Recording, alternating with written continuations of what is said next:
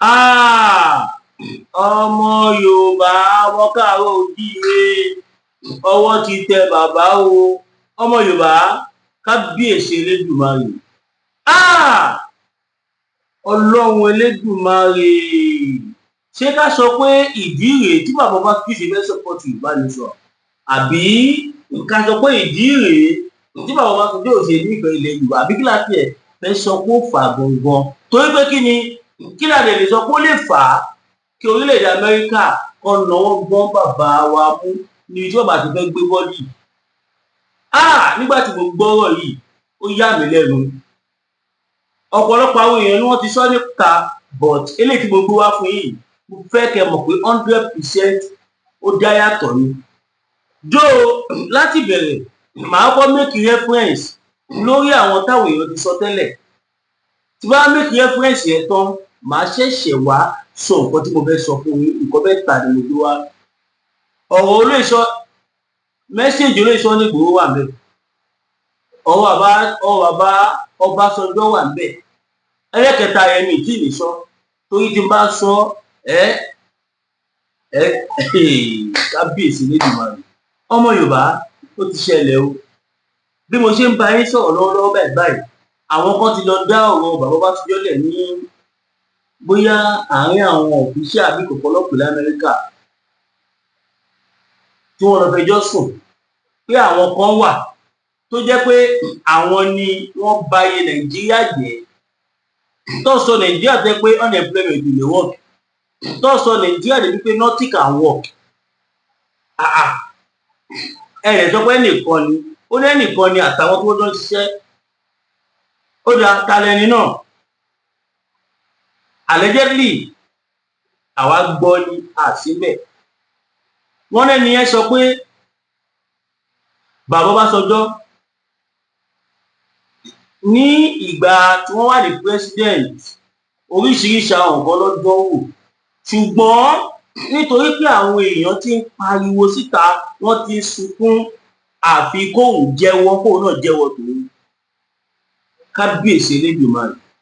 Gbogbo alámọ̀gbà tí bàbá Ọbásanjọ́ wà as president tí agbára gbogbo Federal Republic of Nigeria tó wà lọ́wọ́ wọn, tó jẹ́ pé tó bá wù wọ́n kílẹ̀ sí lọ́sàn gangan bí àwọn babaláwo wọn ò bá lè ṣàgbò tó ṣú wọn á lo artificial níbi tó yẹ wádìí.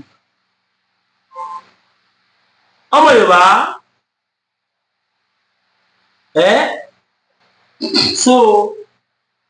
tabawo lọ wò bọ̀ àwọn èèyàn wa wọ́n ti lọ wo àwọn kódà nígbà tí mo bẹ̀rẹ̀ sí ní bí àwọn èèyàn wa àwa pariwo Yorùbá nation, àwọn kan wà pé pé táwọn lè ṣe diplomatic and strategies ni àdè sọ síta rí. Àwọn ọmọ Yorùbá àwọn tó wá lọ sunkún tó lọ sọ̀rọ̀ yẹn pé bàbá ẹ wá o, àwọn kan wà tó dáhùn ló fi àwọn sí ìbànújẹ́ ayẹyẹ nílò ìbáwọ̀. Gbogbo alámọ̀ wípé ìlú tí ò bá ti sí iná kò sí kankan tó lè wọ́ọ̀kì bẹ́ẹ̀. Ìlú tí 100% tó bá tẹ̀ ṣe 100 kò bá tẹ̀ jẹ́ 50 àbí 70 àbí 60. Ìlú tí ò bá ti síná security ibẹ̀ ò lè work because number one ìlú tí security bá máa tight ó gbọ́dọ̀ ní webcam everywhere, ó gbọ́dọ̀ ní CCTV camera almost everywhere débi pé station room máa wà. Gbogbo tó bá lọ́nu yẹn tó kọjá bọ̀ wọ́n á máa rí. Ẹ wò gbà kan táwọn Burkina Faso tó mú tírélà bíi 4 sí 6 tó bá tẹ̀ fẹ́ wọ 10 tó lòdù ẹ̀ pẹ̀lú àwọn ọ̀pọ̀ ọ̀dà ògùn tó ń kó lọ sínú forest. Wọ́n á dẹ̀ máa claim NGO tó intercept wọn, wọ́n dẹ̀ gba gbogbo tírélà tó gba gbogbo weapon tó wà níbẹ̀. Weapon tó wà nínú àwọn tírélà bíi 6 sí 10 ẹ̀ lásán ó tó destabilize orílẹ̀-èdè. Tẹ̀wọ̀n kí tí náà bá sí CCTV camera lè ṣiṣẹ́ mẹ́ débi tó máa rí pé nǹkan bọ́ báyìí ni wọ́n bọ̀. Wọ́n dẹ̀ ní satellite that monitors everything. Gbogbo àwọn nǹkan yìí ó kéré sí kan tó yẹ kí Nàìjíríà máa lá. Lẹ́yìn náà wò nígbà tó dárúkọ bàbá Ọbásanjọ́ tí mo rí àwọn nǹkan tó kọ nípa ẹ̀rọ náà bá mi, mo rò pé kábíyèsí Elédùmarè. Ọmọ Yorùbá, anything tá a bá ń ṣe ẹja máa ní lọ́kàn pé ọ̀kan ń wò wá yàtọ̀ sọ́lọ́run. Anything bá wà nínú wòlẹ̀, ẹ jẹ́ ká wà transparent. Tọ́lọ́run bá rí ẹ, jẹ́ kéèyàn náà máa rí ẹ. Ó máa ń wúlò lẹ́kọ̀ọ̀kan níbi tó máa ń jẹ́ very very strict situation.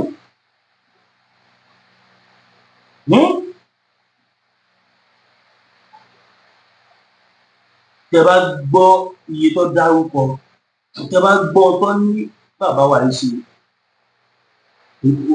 no, mo káwọ́ sórí mo dijú mo lè sunkún sórí pé ìyẹn ni pé ohun tí ò ya nínú ilé láti ní àtọ́dún yìí, Mambila Geopolitical project tó jẹ́ pé tó bá ti fi tó bá pé wọ́n ṣe kíní yẹn gbà yẹn, ọmọ Yorùbá, Nàìjíríà máa ní náà jù bẹ̀rẹ̀ lọ. Yes, ìgbà míì wà inú ọ̀sẹ̀ kan wọ́n máa ń múná lọ bí ẹ̀ẹ̀kan níbẹ̀rẹ̀ tí wọ́n kò lè nílò ju bí àbí 20 minutes lọ sí 10 minutes níbẹ̀rẹ̀ wọ́n dẹ̀ tó mú lọ wọ́n á announce. Can you imagine? Kò sí anything tó pè ní security torí iná, torí pé àwọn kan ti kówó náà jẹ. Kó má dàbí pé irọ́ ló ń pa màá gbé newspaper jáde fún yín sì máa kàpọ̀ tó wà níbẹ̀. Kó má dàbí pé bí àwọn ò parọ́. Now, ọmọ Yorùbá, ṣe rí nígbà tẹ́ni kan sọ àwọn ọ̀rọ̀ yẹn, ẹnìkan bá jáde pé witness lòun ṣojú òun wípé ẹ máa gbọ́ Obasanjo asked extra minister to add 1 billion naira, no, 11 billion naira to money appropriated for Mambila project witness. Ọmọ Yorùbá, àṣà àti ìgbà yẹn 11 billion naira mọ èyí tó máa jẹ́ yìí.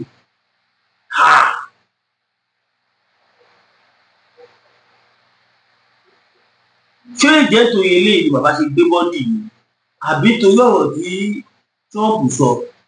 Kí ni Trump sọ? Ó sọ̀rọ̀ ilẹ̀kùn. Ohun tó wá sọ tó wá ń ta àwọn èèyàn lẹ́rù yìí sí, torí a lot of people tá a mọ̀ náà ni wọ́n ti dọ́gbọ́n sọ pé àwọn fẹ́ lọ kí ẹnìkan Ghana, àwọn fẹ́ lọ kí ẹnìkan Kotonu, àwọn fẹ́ kàn sá lóde nìyẹn. Kí nìkan tí Donald Trump sọ? Donald Trump sọ wípé òun ti rí gbogbo handwriting everybody ní Nàìjíríà, both the politicians and the terrorists and the haters.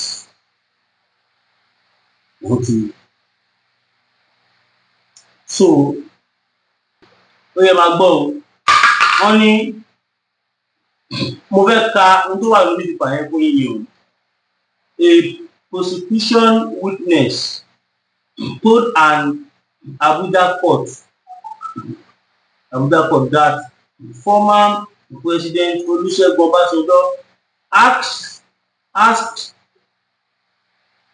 former Minister of Power and Steel Dr. Owo Awon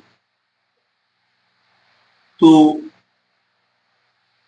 add 11 billion to the 6 billion already appropriated in the 2003 budget for the Mambila project, hydroelectric power project.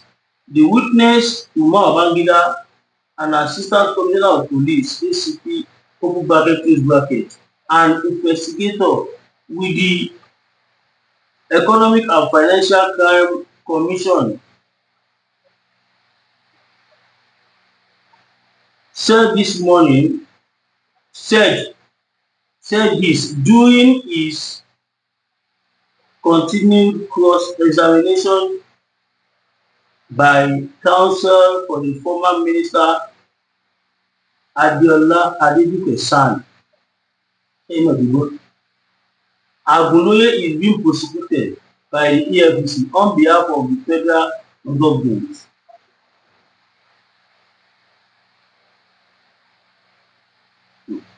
Can you imagine? Agunoye is being prosecuted by the EFCC on behalf of the federal government on an amended 7-count charges bordering on disobeying a presidential directive and conspiracy and forgery and receiving gratification and justice due Owo sitting at Akpo, Abuja. He was alleged to have, while serving as a minister, conspired with Leno Adesanya of SPTCL to forget a letter titled Construction of 3,960 megawatt Mabila hydroelectric power station on a build, operation and transfer basis. He, however, pleaded not guilty to the charges. The witness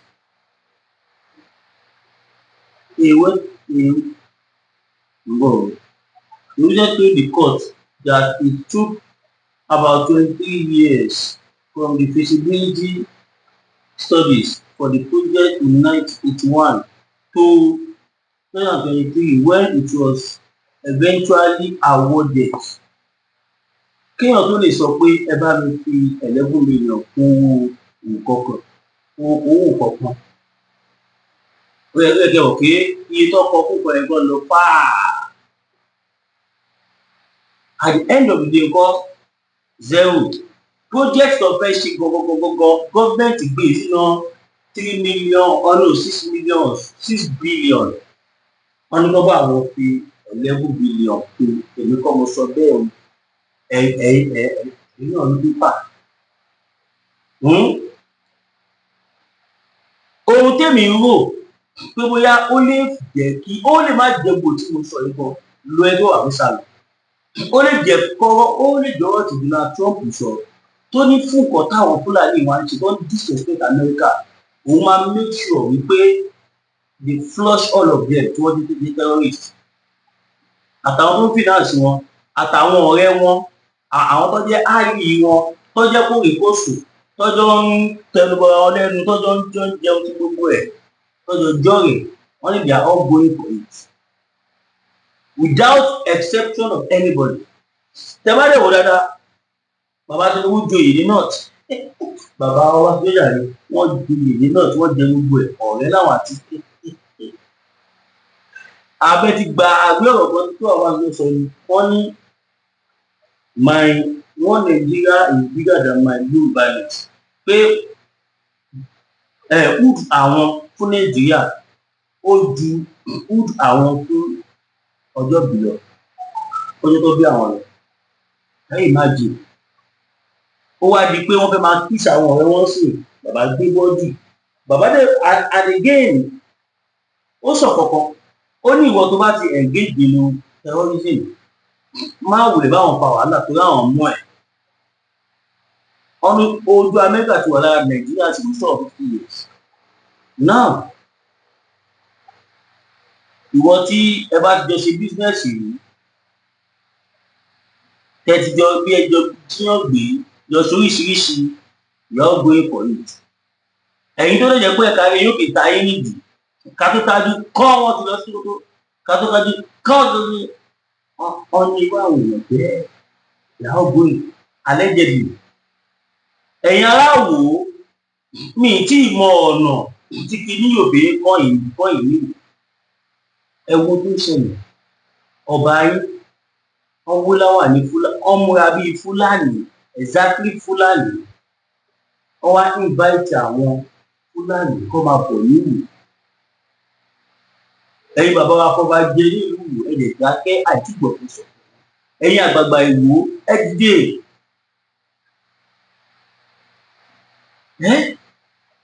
má ṣe o.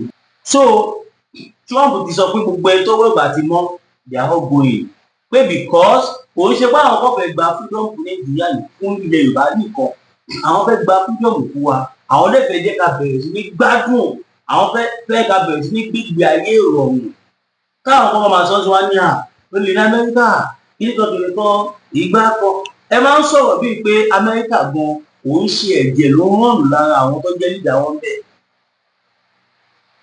Bí ẹ ṣe máa ń sọ̀rọ̀ nìyẹn bíi pé you know of which reverse is the case. Reverse is the case. Now a lot of àwọn èèyàn inú wọn ò dùn sí bàbá Ọbásanjọ́. Yàtọ̀ sí pé bí kódà kò ń bẹ̀rẹ̀ sọ pé nígbà tó gbọ́ wọ́n tẹ̀ ọ́ báyìí àwọn èèyàn kan ṣe ló ń jó tó ń lù tínú wọn ń dùn látara wípé wọ́n ní bàbá Tinubu ní ọ̀tá àwọn tàbí èèyàn tí ò dáa. Tabadẹ́wò náà owó ìgbà tí bàbá ń ṣèjọba Yorùbá ò di kò sí Yorùbá ọkọ̀ tó gbé ìjọba wọn. Àwọn Fúlàní ẹ̀ka Haúsá yìí náà kò tẹ̀ wá sáúsá ni wọn tó láṣìírí fi tún dé sí pé Fúlàní gbogbo àwọn tó pinnu àwọn Haúsá fún wọn ní ọ̀nì àwọn òjò tó fún with anything nǹkan kan ò pa wọn papọ̀. Bọ́ọ̀ jẹ́ sójà sáwà ni wọ́n jẹ́ sáwọn náà. Ọmọ Yorùbá náà gbogbo ara ti máa rí fídíò tí mo fẹ́ pè yìí nípa torí lẹ́yìn bá pè fídíò ẹ̀ tán màá yẹn ti wà bọ́ síbi kan tí mo sọ fún màá lè gbèsè olóògbé gbogbo wa.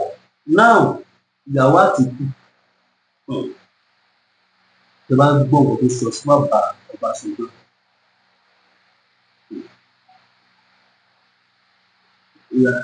Now kí ẹ tó bá jọ gbọ́ rẹ̀ at the same time. Bàbá Ọbásanjọ́ ẹ káàárọ̀ ẹ kú ojúmọ́ o, ẹ kú ètò rìkíṣí tẹ̀lé bí káàkiri ẹ kú ètò pẹ̀lẹ́ Ọlọ́run á san yín lẹ́san gbogbo ń tẹ̀ ṣe. Kí láti kúra nígbà nínú mo fẹ́ bí nílẹ̀ rẹ̀ tí wọ́n bí ṣòro mẹ́ta ni wọ́n fihàn ṣe wáìsì lè fi ṣe wáìsì ó dẹ̀ ń tẹ̀lé ní ẹsẹ̀ méjèèjì.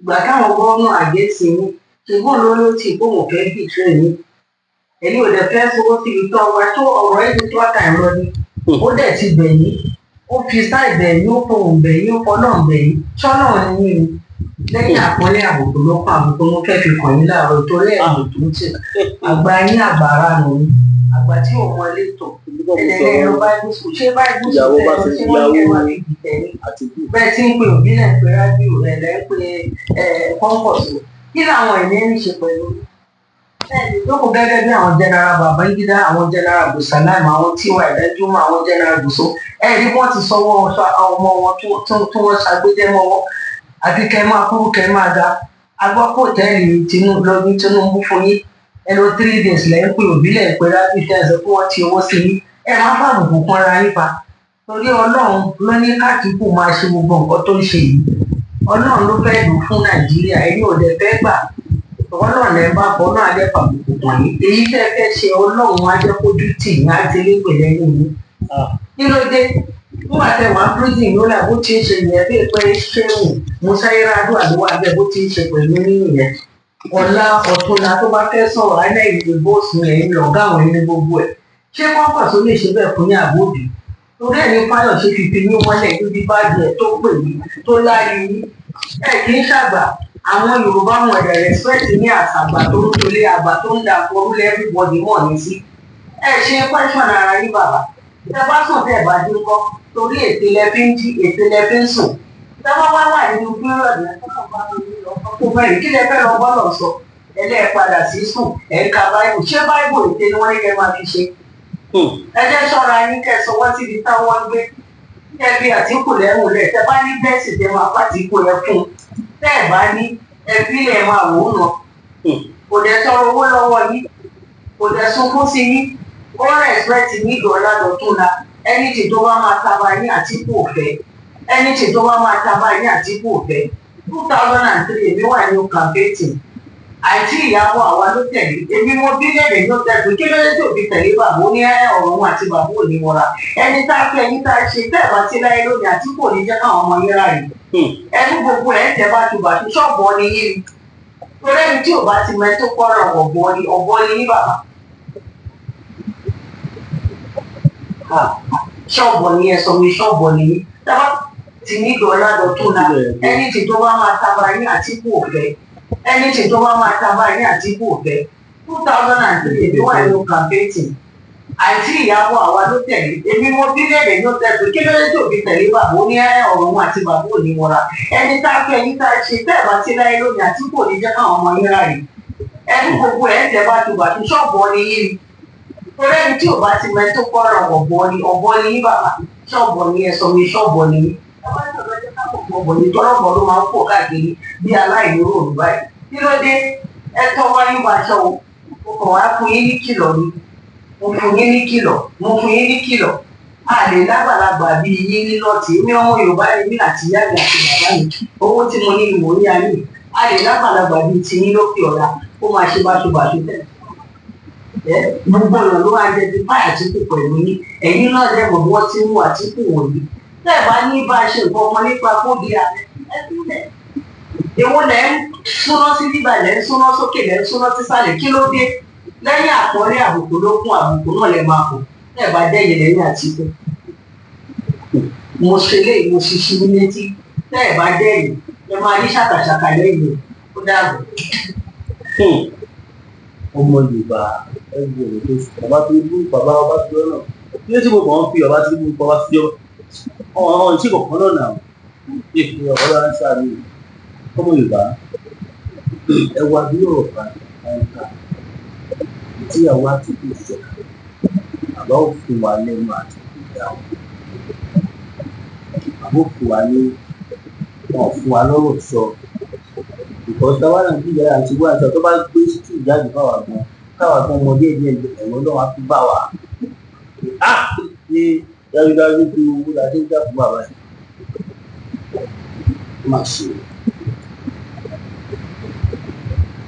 Lagos airport lọ́mọ Yorùbá ẹ̀ṣọ́ di mílítàlá.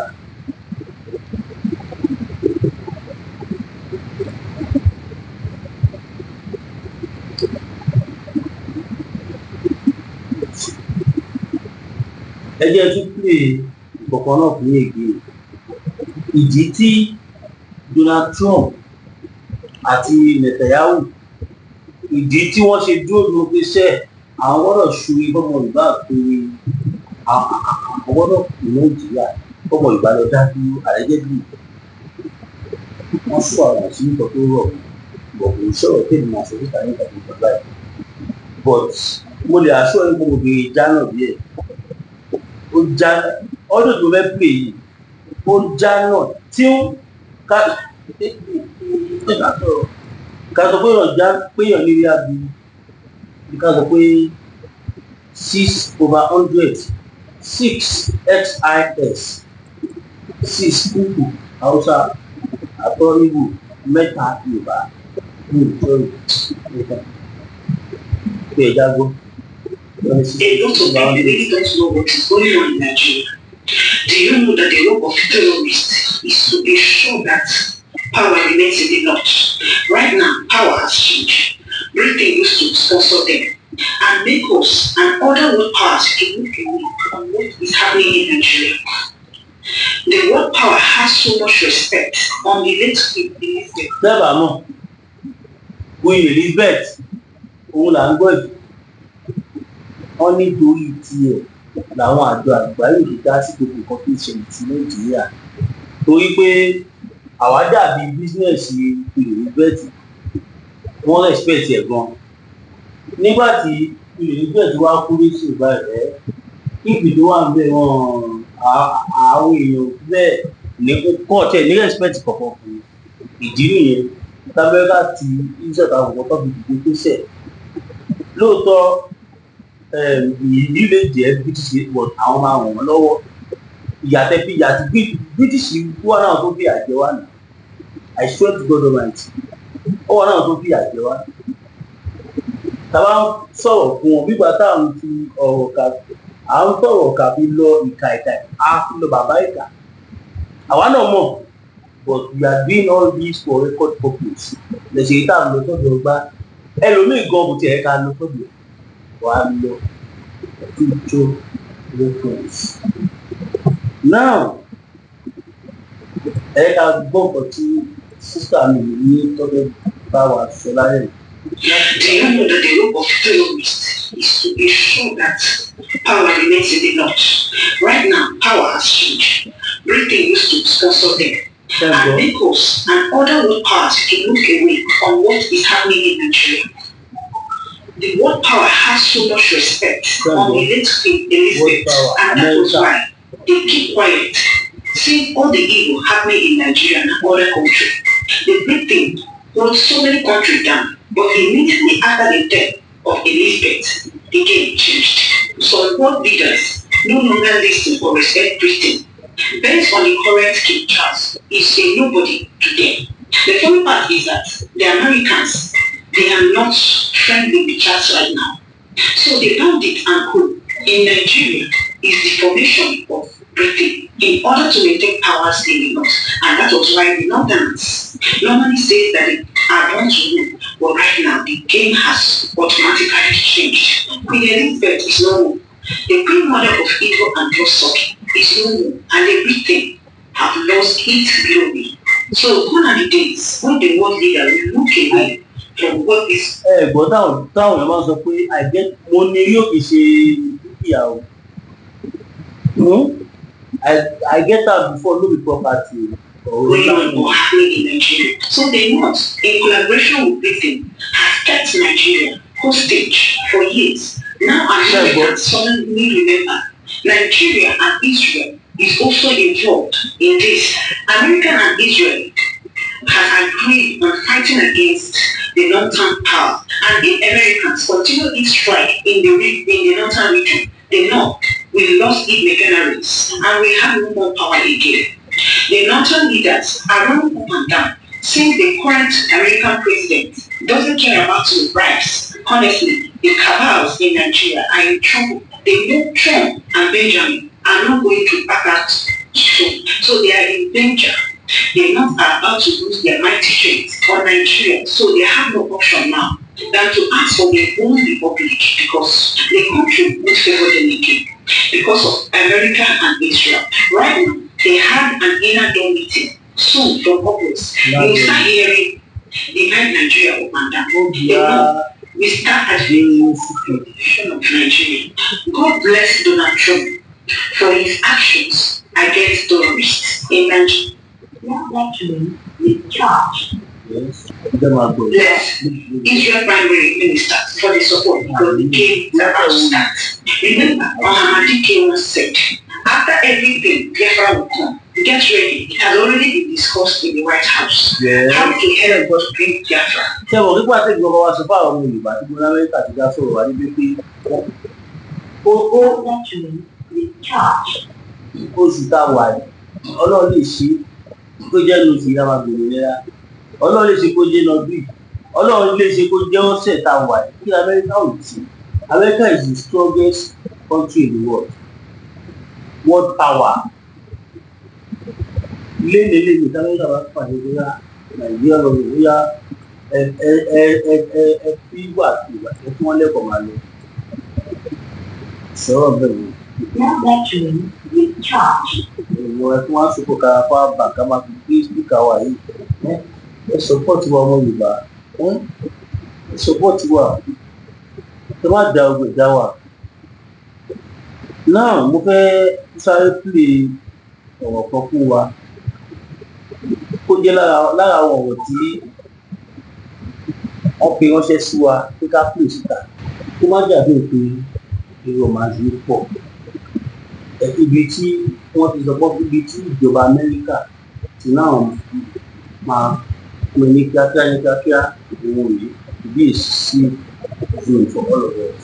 In a move that could reshape Africa's most populous nation, a coalition of U.S. lawmakers and religious advocates is preparing to brief President Donald Trump on explosive policy options for Nigeria, including the possible idea of dividing the country to create a safe zone for its beleaguered Christian population.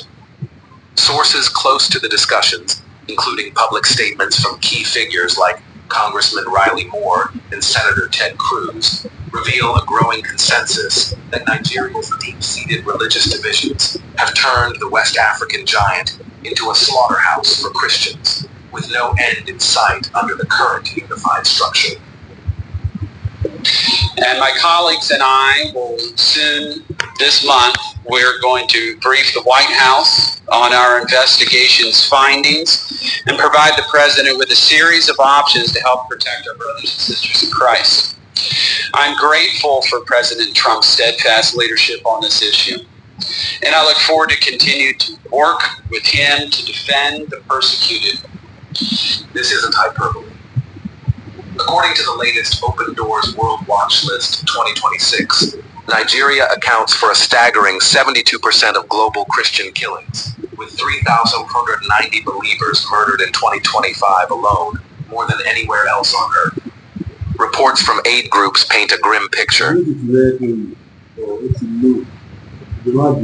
Support you are a lot of our own God bless you. God bless all of us.